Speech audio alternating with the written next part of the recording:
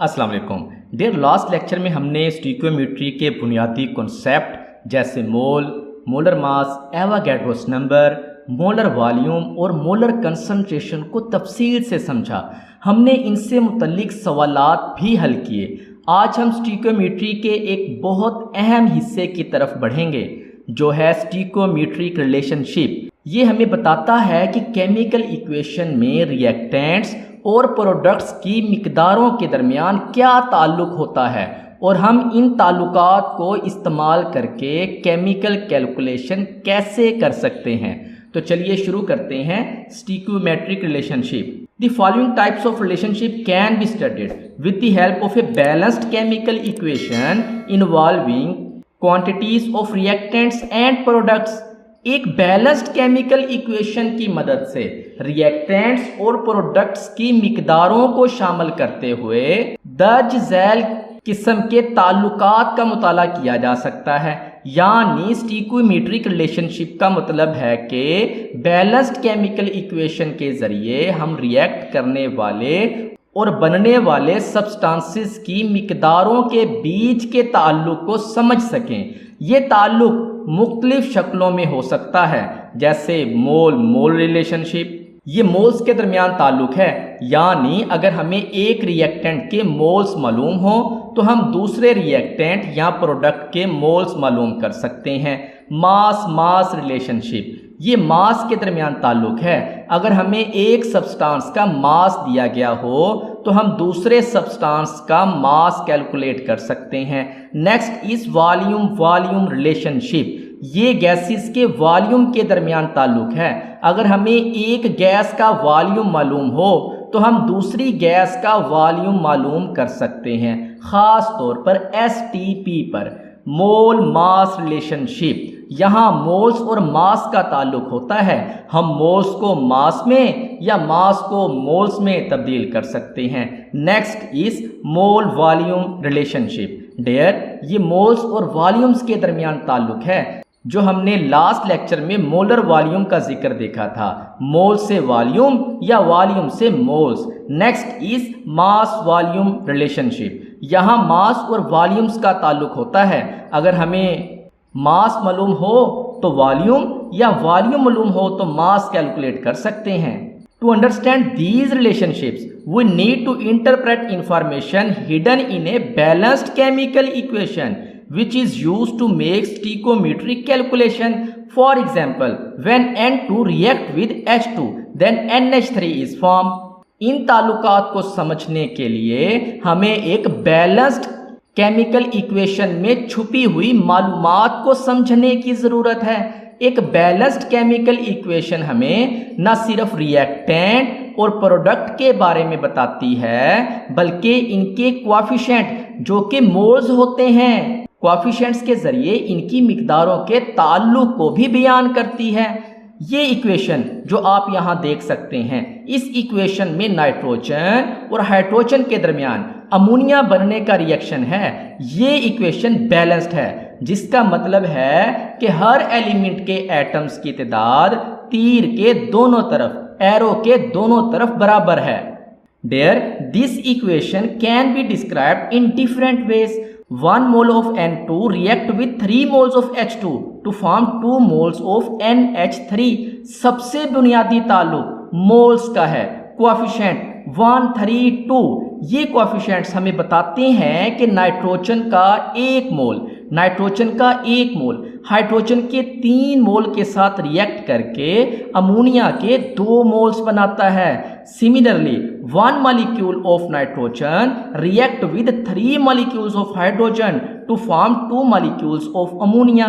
Moles की तरह ये ताल्लुक मॉलिक्यूल्स की तादाद पर भी लागू होता है, क्योंकि एक मोल में एवोगैड्रोस नंबर ऑफ मॉलिक्यूल्स होते हैं। तो ये रेशो यानी 1, 3, 2 ये मॉलिक्यूल्स की तादाद पर भी लागू होती है। यानी नाइट्रोजन का 1 मॉलिक्यूल हाइड्रोजन के 3 मॉलिक्यूल से रिएक्ट करके अमोनिया के 2 मॉलिक्यूल्स बनाता है। 22.4 cubic decimeter of N2 react with 67.2 cubic decimeter of H2 to form 44.8 cubic decimeter of ammonia. अगर गैसेस एसटीपी पर हों तो मॉलिक्यूल्स के ताल्लुक को वॉल्यूम में भी बयान किया जा सकता है, क्योंकि 1 mole is equal to 22.4 cubic decimeter STP पर।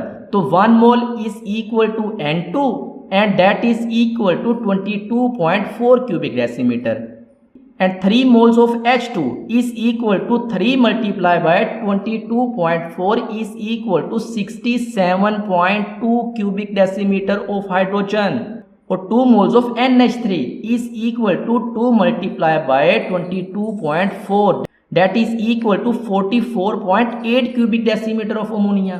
28 gram of N2 react with 6 gram of H2 to form 34 gram of NH3। ये मास का ताल्लुक है। N2 का मोलर मास 28 ग्राम पर मोल होता है। नाइट्रोजन के एक एटम का मास होता है 14, यहाँ 2 एटम है तो हो गया 28। H2 का मोलर मास 2 ग्राम पर मोल है तो यहाँ 3 मोल्स का मास हो जाएगा 6 ग्राम। NH3 का मोलर मास होता है 17 ग्राम पर मोल, यहाँ 2 मोल्स हैं तो मास हो जाएगा 34 ग्राम। यहाँ लॉ ऑफ कंजर्वेशन ऑफ मास भी लागू होता है, यानी 28 ग्राम ऑफ नाइट्रोजन जब मिलते हैं 6 ग्राम ऑफ हाइड्रोजन के साथ तो 6 ये हो गया, 28 ये हो गया, ये टोटल हो गया 34 ग्राम, यानी रिएक्टेंट का मास हो गया 34 ग्राम। अमोनिया के एक मॉलिक्यूल का मास होता है 17, 2 का मास होता है 34, यानी रिएक्टेंट और प्रोडक्ट दोनों के मास इक्वल हैं। ये law of conservation of mass की जबरदस्त मिसाल है। Total reactant mass is equal to total product mass, यानी रिएक्टेंट और प्रोडक्ट का मास यहाँ इक्वल है। और लॉ ऑफ कंजर्वेशन ऑफ मास भी हमें यही कहता है कि एक बैलेंस्ड केमिकल इक्वेशन में रिएक्टेंट का जितना मास होगा प्रोडक्ट का भी उतना ही मास होगा। The following assumption must be made while performing stoichiometric calculation. All the reactants are completely converted into the products. इसका मतलब है कि हम फर्ज करते हैं कि रिएक्शन मुकम्मल तौर पर होता है, यानी कोई भी रिएक्टेंट बाकी नहीं बचता और वो सारा प्रोडक्ट में तब्दील हो जाता है। Law of conservation of mass and law of definite proportions are obeyed. Law of conservation of mass कहता है कि मास ना बनाया जा सकता है ना ख़त्म किया जा सकता है, यानी रिएक्टेंट का टोटल मास प्रोडक्ट के टोटल मास के बराबर होगा। लॉ ऑफ डेफिनेट प्रोपोर्शंस कहता है कि एक प्योर कंपाउंड में एलिमेंट हमेशा एक मुकर्रर रेशो में कंबाइंड होते हैं। ये दोनों कवानीन स्टोइकोमेट्रिक कैलकुलेशंस की बुनियाद हैं। Next is no side reactions occur. हम ये भी फर्ज करते हैं कि रिएक्शंस के दौरान कोई दूसरा गैर मतलूबा यानी अनडिजायर्ड रिएक्शंस नहीं होगा। Next is approach to do stoichiometric calculation. Dear ये स्टेप बाय स्टेप तरीका है जिसे हम स्टोइकोमेट्रिक कैलकुलेशन में इस्तेमाल कर सकते हैं। मास ऑफ नॉन सॉलिड और मास ऑफ नॉन गैस और molar concentration of known solution. Dear सबसे पहले हमें उस सब्सटेंस की मिकदार मालूम होनी चाहिए जिसके बारे में इंफॉर्मेशन दी गई है। ये सॉलिड का मास, गैस का वॉल्यूम और सॉल्यूशन की मोलर कंसंट्रेशन हो सकती है। Next calculate number of moles from the mass of known solid और volume of a known gas और molar concentration of known solution using the relevant formula. Next step में हम दी गई मिकदारों को मोल्स में तब्दील करते हैं। अगर मास दिया गया है तो मोलर मास से डिवाइड करेंगे। अगर गैस का वॉल्यूम STP पर दिया है तो मोलर वॉल्यूम से डिवाइड करेंगे। अगर सॉल्यूशन की कंसंट्रेशन और वॉल्यूम दी है तो उन्हें मल्टीप्लाई करके मोल्स मालूम करेंगे। Next is find the ratio of the known and unknown reactants और products from the balanced chemical equation. Moles मालूम करने के बाद हम बैलेंस्ड केमिकल इक्वेशन से नाउन सब्सटेंस और अननाउन सब्सटेंसेस के मोल्स की रेशो देखते हैं। ये रेशो कोएफिशिएंट से मिलती है। Next is calculate the number of moles of unknown reactants और product using the relevant formula. इस रेशो को इस्तेमाल करके हम अननाउन सब्सटेंस के मोल्स मालूम करते हैं। Next is convert the number of moles of the unknown to mass, volume और concentration of the substance. Last step में हम अननोन सब्सटेंस के मोल्स को उस मिकदार में तब्दील करते हैं जो सवाल में पूछी गई है। अगर मास पूछा है तो मोलर मास से मल्टीप्लाई करेंगे, अगर गैस का वॉल्यूम पूछा है तो मोलर वॉल्यूम से मल्टीप्लाई करेंगे, अगर कंसंट्रेशन पूछी है तो मोल्स को वॉल्यूम से डिवाइड करेंगे। There next is sample problem 4.11 mole mole conversion. When 3.3 mole of nitrogen react with hydrogen to form ammonia, how many moles of hydrogen are consumed in process? The equation for this reaction is 1 mole of nitrogen react with 3 moles of hydrogen to produce 2 moles of ammonia. Dear, जब 3.3 mole nitrogen hydrogen के साथ react करके ammonia बनाती है तो इस process में कितने मोल्स हाइड्रोजन इस्तेमाल होंगे। इस सवाल में हमें नाइट्रोजन के मोल्स दिए गए हैं और हमें हाइड्रोजन के मोल्स मालूम करने हैं जो इस रिएक्शन में इस्तेमाल होंगे। ये एक मोल मोल कन्वर्जन है। देर देखें, number of moles of N2 कितने दे दिए हैं आपको 3.3 mole. Number of moles of hydrogen आपने कैलकुलेट करने हैं। आप बैलेंस्ड केमिकल इक्वेशन में देखें, नाइट्रोजन का 1 मोल हाइड्रोजन के 3 मोल के साथ रिएक्ट करता है, तो यही उसने यहां लिखा है 1 mole of nitrogen need hydrogen to produce ammonia is 3 mole.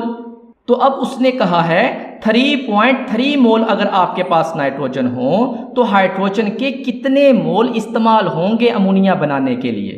तो there 3.3 moles of ammonia needs hydrogen to produce ammonia.